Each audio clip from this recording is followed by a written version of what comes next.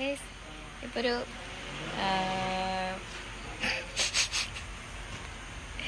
ഈ ഫോൺ വിടാമല്ല. ഇപ്പോൾ ഒരു 11:15 11:15. അപ്പം നമുക്കൊന്ന് ചായ കുടിക്കാൻ പോയിട്ട് വന്നാലോ?